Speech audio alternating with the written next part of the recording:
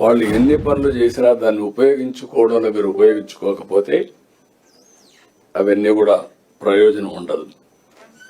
Data driven governance అని నేను మాట్లాడుతున్నాను. మనం అందరం గుర్తుపెట్టుకోవాల్సిన డేటా ఉంది. డేటా అక్యురేట్గా తెప్పించడం, ఆ డేటా అక్యురేట్గా వచ్చిన తర్వాత మీలో కూడా ఏ విధంగా దీన్ని లాజికల్గా తీసుకుపోవాలనో డెసిషన్ మేకింగ్ మీరు తీసుకుపోవాల్సిన అవసరం ఉంది. ఈరోజు మీటింగ్లో మీరు ఒకసారి చూస్తే కొన్ని విషయాలు మీ ముందర పెడుతున్నాం. ఒక 5-6 విషయాలు. ఒకటి ఈ ఆఫీస్ క్లియరెన్సెస్. చాలా మంది ఈ ఆఫీస్ క్లియరెన్సెస్ కొంతవరకు బాగానే చేస్తున్నారు.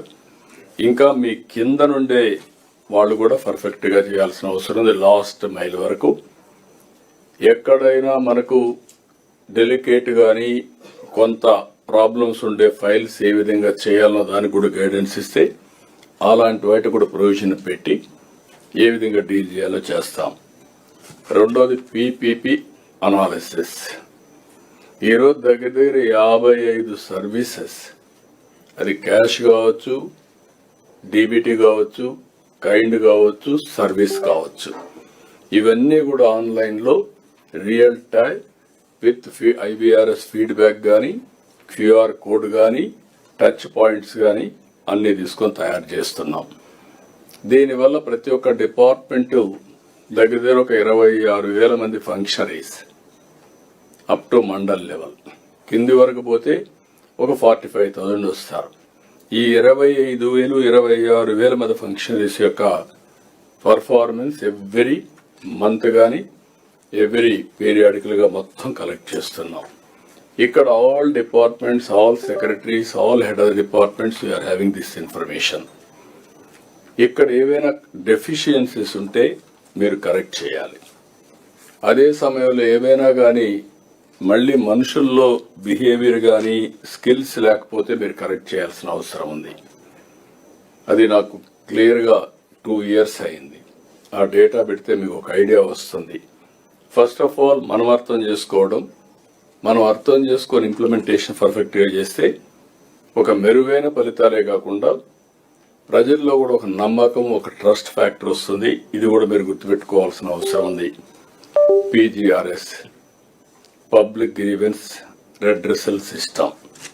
ఇక్కడ departments over a period of time, కారణాలు ఏవైనా కావచ్చు. కొన్ని డిపార్ట్మెంట్ డీఫంక్ట్ కావడం, కొన్ని డిపార్ట్మెంట్లు ఇష్టానుసారంగా పనిచేయడం. ఇప్పుడు ఉదాహరణకు రెవెన్యూ ఉంది. నేను సీఎం అయిన కొత్తల్లో మొన్న నేను అజ్యూమ్ ఛార్జ్ తీసుకున్న తర్వాత ఎక్కడికి పోయినా కట్టలుగా రెవెన్యూ సమస్యలు వచ్చేటివి. ఒక ఆందోళన, భయం, ఏదో నా ఆస్తి కొట్టేశారు, నాకు ఆ ప్రాపర్టీ ఇప్పించండి, లేకుంటే రికార్డులు మార్చేశారు, నా రికార్డు తొందరగా మార్చి మళ్ళీ నాకు స్వాధీనం చేయమని అడిగే పరిస్థితికి వచ్చారు. మేము కూడా ఇది ఒక సున్నితమైన సమస్య అనలైజ్ చేశాం. ఫైనల్గా ఒక ప్రోగ్రామ్ ఇచ్చాం. అదే మీరు ఒకసారి చూస్తే బ్లాక్ చైన్ టెక్నాలజీస్ ఇది పెట్టడం, బ్యాక్ ఎండ్ QR కోడ్ ఇవ్వడం, ఇంకొక పక్కన అన్ని కూడా సర్వే చేసి ఆ ల్యాండ్ ఓనర్ యొక్క సమ్మతితో రికార్డ్ ఎస్టాబ్లిష్ చేసి ఇచ్చే పరిస్థితికి వచ్చాం. సెక్యూరిటీ ప్రెస్ పంపించి ప్రింటింగ్ కూడా చేసి పట్టాదారు పాస్ పుస్తకాలు ఇచ్చాం. ఇప్పటికి 27 లక్షలు ఇచ్చాం. ఇంకా ఇవ్వాల్సింది 72 లక్షలు ఉన్నాయి. ఇప్పటికి 7 నెలలు అయింది.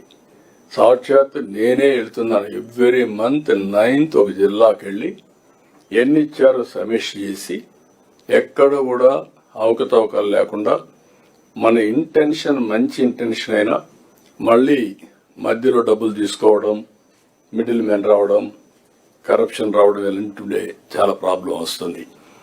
ఇలాంటివి మీరు చూసినప్పుడు ఎన్నో రోజులుగా పెండింగ్ ఉన్న సమస్యల్ని పరిష్కారం చేశాం.